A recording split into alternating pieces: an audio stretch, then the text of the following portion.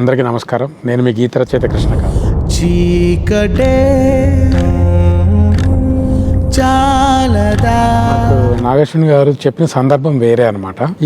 ఈ కథని ఇంకా పెద్దదిగా విస్తరిస్తున్నప్పుడు ఈ పాట సెకండ్ పార్ట్ లోకి వెళ్తుంది అని చెప్పారు. సో ఈలోపు ఈ పాటలో అశ్వత్థామ గారు, ఇది టైటిల్ సీక్వెన్స్ లో అశ్వత్థామ పాడుతున్నట్టు సందర్భంలో అన్నట్టుగా చెప్పారు. కృష్ణుడు ఎప్పుడు వస్తా అన్నాడు, ఇప్పుడు దానికి అశ్వత్థామ చేయాల్సిన పని ఏంటి, కథ పూర్తిగా చెప్పి అశ్వత్థామ గురించి, అశ్వత్థామకి శ్రీకృష్ణుడు ఇచ్చిన శాపం గురించి చెప్పి, ఈ శాపం ఇంకా ఎన్ని యుగాలు, ఈ యుగాంతం అయిపోవస్తుంది, పాపాలు ఇలా పెరిగిపోయాయి, అయినా నువ్వు ఎప్పుడు వస్తావు, వెలుగు ఎప్పుడు వస్తుంది, కలికాలంలో ఇంత పాపం పెరిగింది, అయినా కలి ఎక్కడో అక్కడ జన్మించే ఉంటాడు, ఆ కలిని సంహరించడానికి కలికి అవతారంలో, శంబలంలో కలికి అవతారంలో పుడతాడని చెప్పి, అయినా ఇంకా రావట్లేడు, ఎందుకు ఈ ఆలస్యం అన్న సందర్భం కాబట్టి మరచితివేమో మాటని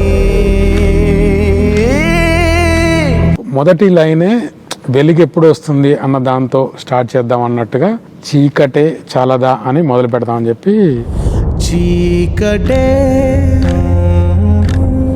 చాలదా. బట్ థియేటర్లో చూసినప్పుడు ఆ యుఫోరియా